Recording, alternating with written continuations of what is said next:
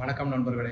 போன ஒரு வீடியோவில் ரெஃபரன்ஸு இல்லை எவிடன்ஸ் மாதிரி காமிச்சிருந்தேன். என்ன அப்படின்னா, உணவகங்களில் ஹோட்டல்களில் உணவுப் பொருட்கள் மீதான விலையை தவிர ஒரு புது ஐட்டமாக இன்ட்ரடியூஸ் பண்ணுறாங்க. எல்பிஜி சார்ஜஸ் இல்லை கேஷ் சார்ஜஸ் அப்படின்னு சொல்லிட்டு.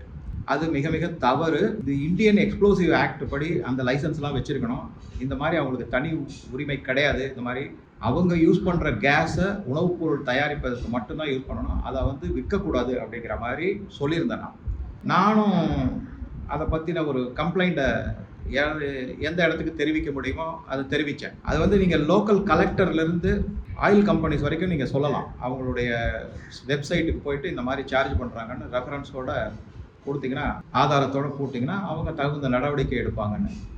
இப்போ அதில் ஒரு முக்கியமான நடவடிக்கை வந்திருக்கு. இது யார் பண்ணியிருக்காங்க அப்படின்னு பார்த்தீங்கன்னாக்கா, சென்ட்ரல் கன்சியூமர் ப்ரொடெக்ஷன் ஏஜென்சி, நுகர்வோர் பாதுகாப்பு அமைப்பு. அந்த அமைப்பு ஒரு ஸ்ட்ரிக்ட் ஆர்டர் கொடுத்துருக்காங்க.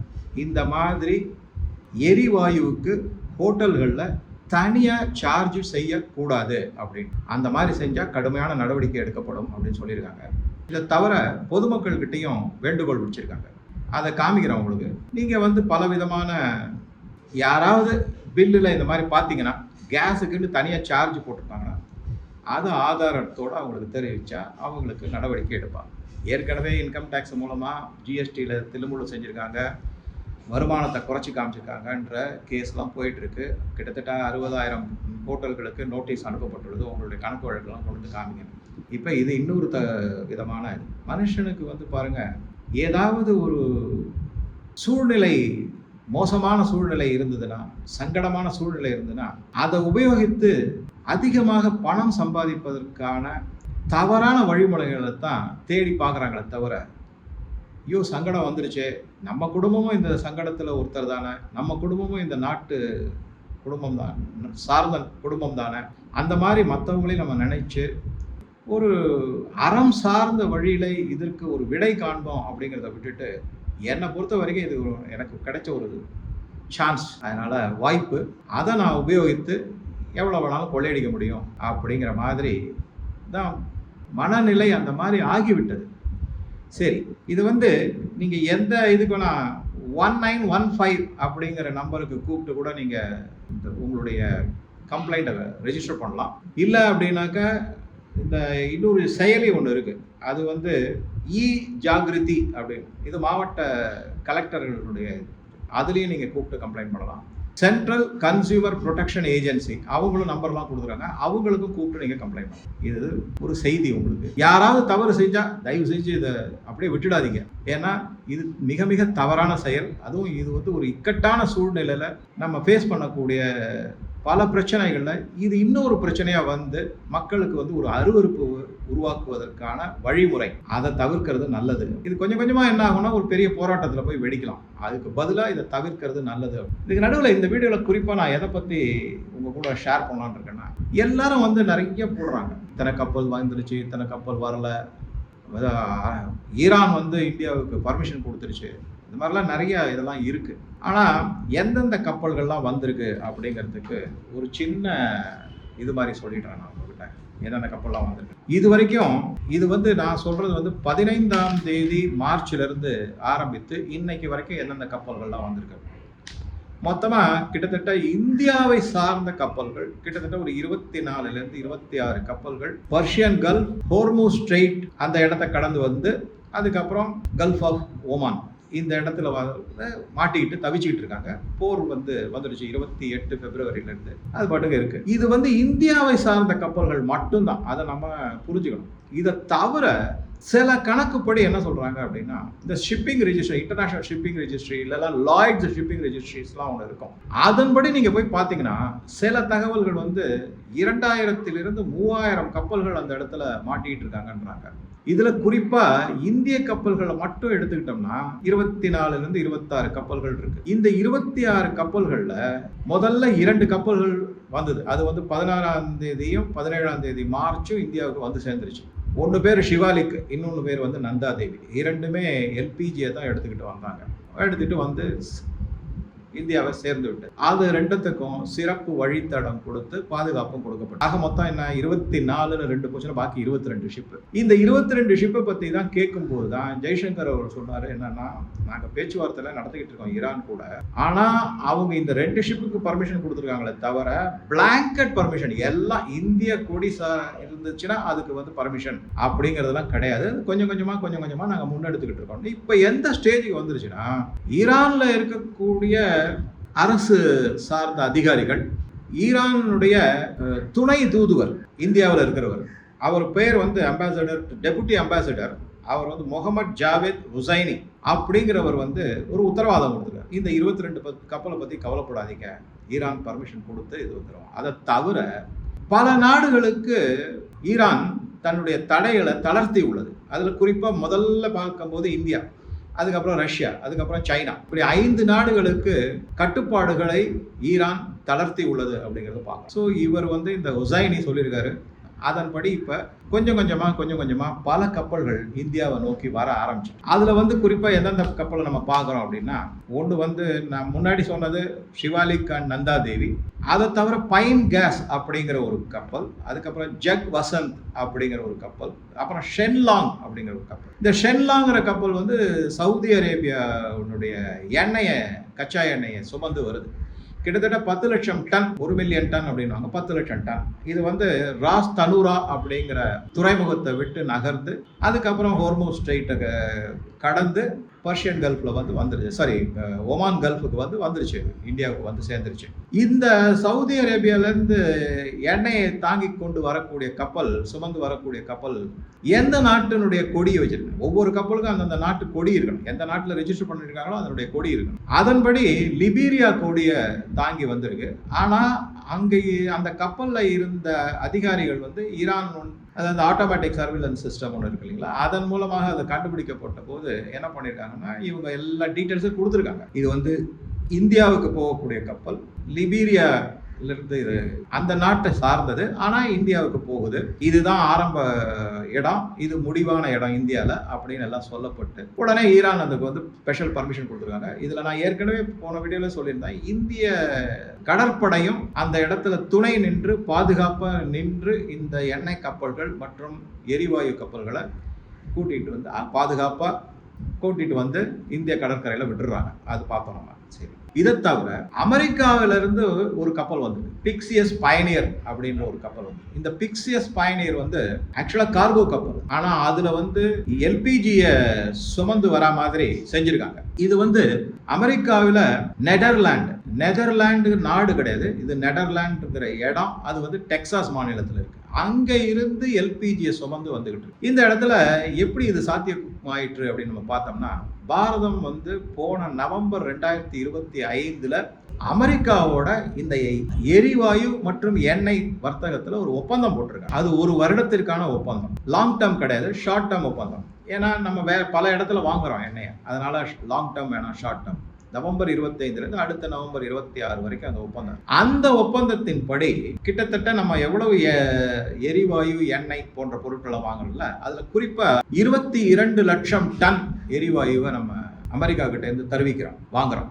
அமெரிக்கா கிட்டத்தட்ட 6 கோடி டன் இந்த எரிவாயு ஏற்றுமதியை செய்கிறாங்க. இந்த இடத்துல ஒரு சின்ன புள்ளி விவரம் என்ன அப்படின்னு பார்த்தீங்கன்னா, இந்தியாவினுடைய வருடாந்திர தேவை எவ்வளவு அப்படின்னு பார்த்தீங்கன்னா 33 மில்லியன் டன் பர் ஆனம். அதாவது 33 டன் மில்லியன் டன் அப்படின்னாக்க கிட்டத்தட்ட 3,30,00,000 டன் ஒரு வருடத்திற்கு செலவாகும் நம்ம எரிவாயுவை உபயோகப்படுத்தும். இது கிட்டத்தட்ட 33 to 35 கோடி மக்கள், அதாவது மக்கள் கிடையாது, குடும்பங்கள், அதாவது இணைப்புகள்னு சொல்லலாம். 33 to 35 கோடி இணைப்புகள் இதை உபயோகப்படுத்துறாங்க. இது நாளாக இது அதிகரிச்சுக்கிட்டு தான் போகுங்கிறதுக்காகத்தான் இந்த போர் தொடங்குவதற்கு முன்னாலேயே அமெரிக்கா போன்ற நாடுகளோட பலவிதமான ஒப்பந்தங்கள்லாம் செய்யப்பட்டு நம்ம இப்ப அங்கேருந்து எரிவாயு வாங்கிட்டு, இதை தவிர பல நாடுகளோடையும் நம்ம வாங்கிக்கிட்டோம். 33 மில்லியன் டன் வாங்குறோம், நம்ம உபயோகிக்கிறோம். அதுல இந்தியாவிலேயே சுய தயாரிப்பாக, அதாவது ஒன்று நல்லா புரிஞ்சுக்கணும், எல்பிஜி வந்து பெட்ரோல்ல இருந்து தான் பண்றாங்க. அந்த பெட்ரோல்ல இருக்கிற சில பொருட்கள் பியூட்டேன், ஐசோபியூட்டேன்லாம் சொல்லுவாங்க, அதை வந்து பிரஷர் மற்றும் கூலிங் எஃபெக்ட்ல லிக்விடா மாத்தி அதுக்கப்புறம் அது வந்து சிலிண்டர்களில் அடைக்கப்பட்டு விநியோகத்துக்கு போகிறது, மக்களுக்கு கொடுக்குறாங்க. ஆக மொத்தம் நமக்கு என்ன, கச்சா எண்ணெய் வாங்கிட்டோம்னா நம்ம கிட்ட இருக்கிற ரிஃபைனரிஸை வச்சு பெட்ரோலா மாத்திடலாம். அந்த பெட்ரோலை நம்ம குளிர்வித்து அதன் மேல அழுத்தத்தை கொடுத்து கேஸ்ல இருந்து அதை திரவ பொருளா மாத்தி சிலிண்டர்ல அடைச்சிடும். ஆக மொத்தம் பெட்ரோல்ல இருந்து நம்ம எல்பிஜியை உற்பத்தி செய்வதற்கான எல்லா விதமான வசதிகளும் இந்தியன் ரிஃபைனரிஸ் கிட்ட இருக்கு. ஆனாலும் நமக்கு பெட்ரோலும் தேவை, டீசலும் தேவை, மற்ற பொருட்களும் தேவை, நாப்தா போன்ற பல பொருட்கள் தேவை. அதனால இந்தியா என்ன பண்ணுதுன்னா, வெறும் 12.8 மில்லியன் டன், அதாவது 1,28,00,000 டன் மட்டும் இந்திய ரிஃபைனரிஸ் அவங்க தயாரிக்கிறாங்க. மற்ற எல்லாமே வெளிநாடுகள்ல இருந்து வருது. இந்த வெளிநாடுகள்ல இருந்து வருது அப்படிங்கிறது வந்து மேக்சிமம் அரபு நாடுகள், வளைகுடா நாடுகள்ல இருந்து கிட்டத்தட்ட 60% அங்க வாங்குறோம், பாக்கி வேற இடத்துல இருந்து வாங்கிக்கிறோம் நம்ம. இப்ப இந்த வளைகுடா நாடுகள்ல ஏற்பட்டுள்ள இந்த மாதிரி ஒரு அசாதாரண சூழ்நிலை, போர் சூழ்நிலை, பலவிதமான சங்கடங்கள், பொருளாதாரத்துக்கே மிகப்பெரிய இடி விழுவது போன்ற சூழ்நிலை, இதையெல்லாம் கணக்கில் எடுத்து இதை உத்தேசித்து முன் யோஜனையுடன் இந்தியா பல நாடுகளோட ஒப்பந்தம். ரஷ்யாவை பத்தி நம்ம சொல்லவே வேணாம், அது இருக்கவே இருக்கு. அதை தவிர யாரோடலாம் செஞ்சிருக்காங்கன்னா, ஈரான் கிட்ட ஒப்பந்தம் இப்போ ஆகிக்கிட்டு இருக்கு. வெகு விரைவில் ஈரானுடைய எண்ணெய் மற்றும் எரிவாயு எல்லாமே நம்ம வாங்குறதா இருக்கும், இந்தியா வாங்குறதாக இருக்கு. இதை தவிர வேற எங்கெங்க இருந்தெல்லாம் ஒப்பந்தம் போடப்பட்டிருக்குனாக்கா, வெஸ்ட் ஆப்பிரிக்கன் கண்ட்ரிஸ், நைஜீரியா, அதுக்கப்புறம் இந்த சவுத் ஈஸ்டர்ன் ஏஷியன்னு சொல்லக்கூடிய மலேசியா, அங்கேருந்து நம்ம ஒப்பந்தம் போட்டிருக்கோம். இப்போ லேட்டஸ்ட்டாக ஒரு முக்கியமான செய்தி என்ன அப்படின்னா, பாரத பிரதமர் இந்த பிரிக்ஸ் மாநாடு நடந்தது இதில் பிரேசிலில், அப்போ அர்ஜென்டினாவையும் பார்த்துட்டு வந்திருக்காரு. அங்கே தலைவர்களையும் அரசியல் தலைவர்கள்லாம் பார்த்துட்டு வந்திருக்காரு, அந்த நாட்டு பிரசிடென்ட்டு எல்லாரையும். அவங்க ரொம்ப குறிப்பா அர்ஜென்டினா கிட்ட வந்து அபரிமிதமான இது எரிவாயு இருக்கு, எண்ணெய் வளமும் இருக்கு, எரிவாயு வளமும் இருக்கு. அதனால என்ன பண்ணிருக்காங்கன்னா, அர்ஜென்டினா கூட ஒப்பந்தம் போடுறாங்க. அந்த ஒப்பந்தத்தை பத்தி பேசும்போதுதான் அர்ஜென்டினாவினுடைய தூதுவர், அம்பாசிடர் இங்க இந்தியாவில் இருக்கிறவர் மரியானோ அகஸ்டின் கோசினோ அப்படிங்கிறவர், அவர் என்ன சொல்லியிருக்காருன்னா, இந்தியாவும் அர்ஜென்டினாவும் மிக நல்ல உறவு இருக்கு, நல்ல ஒரு வர்த்தக ஒப்பந்தம் போடுவதற்கான வாய்ப்புகள் அருமையா இருக்கு. அதனால இந்தியாவிற்கு இந்த எரிவாயு மற்றும் எண்ணெய் சார்ந்த விற்பனையை நாங்க அதிகரிக்க விரும்புறோம், இன்னும் அதிகமா கொடுக்க விரும்புறோம் அப்படிங்கிற மாதிரிலாம் சொல்லி, இந்தியா எங்களுக்கு உற்ற நண்பன். இப்போ சொல்லுங்க, மோடி வந்து சும்மா வந்து எக்ஸ்கர்ஷன் மாதிரி ஏதாவது போயிட்டு வராரா, லக்ஸுரி டூர் போயிட்டு வராரா? இந்திய நாட்டுக்கு ஏதாவது ஒரு நலன் கிடைக்க போகுது இந்த நாட்டில இருந்து, அதை ஐடென்டிஃபை பண்றாங்க. அங்க போய் அவங்களோட உட்காந்து பேச்சுவார்த்தை செஞ்சு அவங்களுக்கு இந்தியாவை எந்த விதத்துல உதவலான்றதெல்லாம் எடுத்து சொல்லி முடிவு கொண்டு வந்திருக்காங்க. இப்ப அர்ஜென்டினா நமக்கு உதவுது. இப்ப அர்ஜென்டினால இருந்து 55,000 டன் எடையுள்ள எல்பிஜியை அங்கேருந்து வந்திருக்கு, இந்தியாவுக்கு வந்து சேர்ந்துருச்சு. இல்லை ஒரு சின்ன சங்கடம் இருக்கு, எல்லாருக்குமே தோணலாம், வந்து அர்ஜென்டினா எங்கேயோ இருக்கு சார், எங்கே இருக்கு, 20,000 கிலோமீட்டர் தொலைவில் இருக்கு இந்தியாவில இருந்து. அதாவது அது என்ன சொல்றாங்க அப்படின்னா, அர்ஜென்டினாவினுடைய பாஹியா பிளாங்கா அந்த துறைமுகத்திலிருந்து தான் ஏற்றுமதி ஆகிறது. அங்கிருந்து எல்பிஜி எல்லாமே குஜராத்தில் இருக்கிற தஹேஜ் அப்படிங்கிற இடத்துக்கு வந்து சேரணும். 20,000 கிலோமீட்டர், இது கிட்டத்தட்ட ஒரு 2 வாரம் 3 வாரம் டைம் ஆகும் அங்கேருந்து கப்பலில் கடந்து கொண்டு வரதுக்கு. அர்ஜென்டினாலேருந்து அட்லாண்டிக் ஓஷன், அதுக்கப்புறம் இதை சுற்றி அட்லாண்டிக் ஓஷனுக்கு அப்புறமா உங்களுக்கு ஆப்பிரிக்காவின் முனை கேப் ஆஃப் குட் ஹோப், அதை சுற்றி அரேபியன் கடல் வந்ததுக்காக வரலாம்.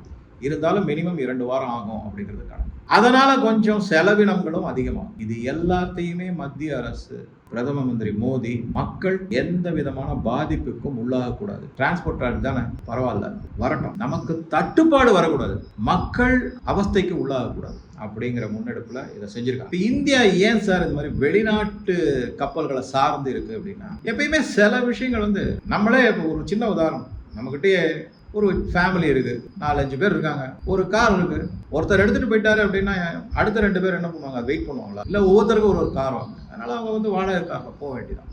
ஓலா, ஊபர், ரேபிடோ, நம்ம யாத்திரை எத்தனையோ இருக்கு, அதில் போக வேண்டியதான். சார் அவங்க அதிகமாக பணம் கேட்குறாங்களா, அதை பற்றி சொல்ல முடியாது, ஒன்றும் செய்ய முடியாது. ஓகே, இப்போ இந்தியா கிட்ட எத்தனை கப்பல் இருக்கு அப்படின்னு நம்ம பார்த்தோம்னா 12 இந்த எல்பிஜி கேரியர்ஸ் சொல்லக்கூடிய வெசல்ஸ் அது இருக்கு, அந்த கப்பல்கள் இருக்கு. இந்த 12 எல்பிஜி வெசல் கிட்டத்தட்ட 7 லட்சம் டன் வரைக்கும் எல்பிஜி கேஸை தாங்கிக்கிட்டு இந்திய துறைமுகத்துக்கு வரக்கூடும். ஆனா அது என்ன பண்ணுவாங்க, அந்த டர்ன் ஓவர் டைம் அப்படின்னுவாங்க. இப்ப கல்ஃப்ல இருந்து கிளம்பிடுச்சுன்னு வச்சுக்கோங்களேன், மேக்ஸிமம் 3 days இல்லை 4 daysல போட்டுருங்க. உடனே அதை எடுத்துருவாங்க, எம்டி பண்ணிடுவாங்க அந்த எல்பிஜி இதை. திருப்பி கப்பல் போகும்போது சாதாரணமாக போகாது. நார்மலாக ஏதாவது உணவு பொருள் அதெல்லாம் இல்லை அப்படின்னா இந்த பேலஸ்ட் அப்படின்வாங்க, அதெல்லாம் கொஞ்சம் ரொம்ப டீட்டெயிலாக போக வேணாம், பேலஸ்ட் அப்படின்னு சொல்லுவாங்க, அதை ஏற்றிக்கிட்டு போகும். அது மாதிரி அதுதான் டர்ன் ஓவர் டைம். ஒரு முறை வந்து விட்டு திருப்பி போயிட்டு திருப்பி வர்றது இல்லையா, அது ஒரு டர்ன் ஓவர் டைம். அது எவ்வளவுக்கு எவ்வளோ குறைவாக இருக்கோ அவ்வளவுக்கு அவ்வளோ செலவு கம்மி, அதே மாதிரி அவைலபிலிட்டி ஏன் சுலபமாக கிடைக்கும் அப்படிங்கிறது இருக்கு. இதனால என்ன ஆகுது அப்படின்னாக்க, என்ன செய்வாங்க அப்படின்னா மற்ற நாடுகளுடைய கப்பலை எடுத்துப்பாங்க. அந்த மாதிரி எடுக்கும்போது கிட்டத்தட்ட இந்த 12 போக 7 லட்சம் டன், நான் சொன்ன மாதிரி 3 கோடிக்கு மேலே வேணும். அதனால பல நாடுகளோட ஒப்பந்தங்கள்லாம் போடப்பட்டு அவங்களுடைய ஃபாரின் ஃபிளாக் அப்படின்னு சொல்லக்கூடியது வருவாங்க. இதுதான் இப்போ பிரச்சனையாக இருக்கு. இந்த ஹோர்மோஸ் ஸ்ட்ரெயிட்டை கடக்கும் போது ஃபாரின் ஃபிளாக் இருக்கு, இந்தியன் ஃபிளாக். அதுக்கு உடனே நம்ம வெளியுறவுத்துறை அமைச்சகமும் ஷிப்பிங் மினிஸ்ட்ரியும் என்ன பண்ணுவாங்கன்னா தகவல்களை கொடுப்பாங்க. ஐயா, எங்ககிட்ட இருக்கிறது 12 கப்பல் தான், மிச்சம் ஒரு 20 கப்பல் நாங்கள் வெளியிலேருந்து வாடகைக்கு எடுத்து எண்ணெயையும் எரிவாயுவும் கொண்டு வரோம். இதெல்லாம் டீட்டெயில்ஸ், இதில் எந்த விதமான தில்லுமுள்ளும் கிடையாது அப்படின்னு சொல்லிட்டு இதில் தான் பாகிஸ்தான் மாட்டிக்கிச்சு. ஆக்சுவலாக பாகிஸ்தான் என்ன பண்ணாங்கன்னா, அவங்களுடைய கொடியை வச்சுக்கிட்டு ஒரு கப்பல் வந்தது. அதுக்கப்புறமா அதை கேட்ட போது சரியான பதில் கிடைக்கல, தகவல்கள் சரியா இல்லைன்னு உடனே ஈரான் வந்து அதை தடை செஞ்சுட்டாங்க. இது மாதிரி 2-3 முறை நடந்திருக்கு பாகிஸ்தானை பொறுத்த வரைக்கும். ஒரு கப்பல் பாகிஸ்தானோடதே டர்ன் செஞ்சுட்டாங்க, அதுவும் நியூஸ் வந்திருக்குது. சரி, இப்போ இந்தியாவில் இந்த 22 கப்பல் பாக்கி அங்கே மாட்டிக்கிட்டு இருக்கேன் அப்படின்னா, அதில் வந்து என்ன சொல்கிறாங்கன்னா, கிட்டத்தட்ட 6 கப்பல்களில் எல்பிஜி எல்லாம் ஸ்டோர் பண்ணியாச்சு. ஒன்று வந்து எல்என்ஜின்னு சொல்லக்கூடிய லிக்விஃபைடு நேச்சுரல் கேஸ், 4 வந்து க்ரூட் ஆயில் லோடு பண்ணி வச்சுருக்காங்க. ஒன்று வந்து கெமிக்கல் ப்ராடக்ட்ஸ், இந்த நாப்தா போன்ற பிளாஸ்டிக் பொருட்களுக்கான மூலப்பொருட்களான கெமிக்கல்ஸ். அதுக்கப்புறம் மிச்சம் இருக்கிற சில கப்பல்கள்லாம் வேறு மாதிரி அதர் பர்பஸஸ் அப்படின்னு சொல்கிறாங்க. அந்த மாதிரி இதில் கேட்டகரைசேஷன்லாம் ரிப்போர்ட்டெல்லாம் வந்திருக்கு. இப்போ இந்த 22 கப்பல்களை தான் ஈரான் தூதுவர் இந்தியாவில் இருக்கக்கூடிய டெப்டி அம்பாசடர் ஹொசைனி பர்மிஷன் கொடுத்தாரு, கவலைப்படாங்க அப்படிங்கிற மாதிரி சொல்லியிருக்காரு. விரைவில் ஒன்றா வந்துகிட்டு இருக்கு அப்படிங்கிறது தான். இதை தவிர 7க்கும் அதிகமான ரஷ்ய கப்பல்களில் எரிவாயு மற்றும் ஆயில் வந்திருக்கு. அது வந்து கிட்டத்தட்ட 3 கோடி பேரல்ஸ் அப்படின்னு சொல்றாங்க. இந்த ரஷ்ய கப்பல்கள் எல்லாமே சைனாவுக்கு போக வேண்டியது திருப்பி விடப்பட்டது, நடுக்கடல்ல முடிவு எடுக்கப்பட்டு இந்தியாவை நோக்கி திருப்பி விடப்பட்டுள்ளன அப்படிங்கிற செய்தியும் நம்ம பார்க்கறோம். அப்பெல்லாம் இந்த மாதிரிலாம் திருப்பி விடுறாங்களே சார், இதெல்லாம் எப்படி சாத்தியமாகும் அப்படின்னா, அதை நான் ஏற்கனவே சொன்ன மாதிரி ரஷ்யாவை பொறுத்த வரைக்கும் இந்தியாவுக்கு ஏன் முக்கியத்துவம் கொடுத்து எண்ணெயை விற்கிறாங்க, சைனாவுக்கு கொடுக்க மாட்டேங்கிறாங்கிறத டீட்டெயிலாக அடுத்த வீடியோவில் உங்க கூட நான் கண்டிப்பாக ஷேர் பண்ணுறேன். இதை தவிர ஃபெர்டிலைசர் ப்ராப்ளம், அந்த ஃபெர்டிலைசர் ப்ராப்ளத்துக்காக என்ன பண்ணுறாங்க அப்படின்னா, ரஷ்யா மற்றும் ஜோர்டான் நாட்டினோட, உங்களுக்கு எல்லாருக்குமே தெரிஞ்சிருக்கும்னு நினைக்கிறேன், பாரத பிரதமர் ஜோர்டான் நாட்டுக்கு போனாங்க. அவங்கெல்லாம் முகமது நபியினுடைய நேரடி வாரிசுகள்.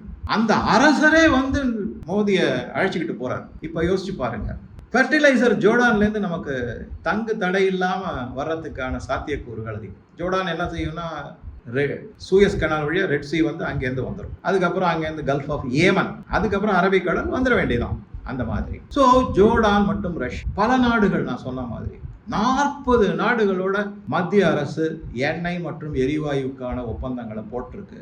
இந்த மாதிரி போட்டிருக்கிறதுனால கிட்டத்தட்ட 40-45% வளைகுடா நாடுகளை சார்ந்து இந்த எல்பிஜி குறிப்பா இருந்த நமக்கு கொஞ்சம் கொஞ்சமா அது குறைந்து 15% தான் வளைகுடா நாடுகளை சார்ந்து நம்ம இருக்க முடியுங்கிற மாதிரி வந்துருச்சு. இப்ப அந்த மாதிரி ஒரு முன்னெடுப்பை திறமையாக கையாண்டு திறமையான நடவடிக்கைகள், முடிவுகள் எல்லாமே எடுக்கப்பட்டிருக்கு இப்ப இருக்கிற பாரத பிரதமர் மோடியினுடைய அரசு. அதுதான் முக்கியமான செய்தி இதுல. ஸோ பல கருத்துக்களை இந்த வீடியோவில் உங்க கூட ஷேர் பண்ணியிருக்கேன். ஸோ உங்க கருத்துக்களை பதிவிடவும் நன்றி, வணக்கம்.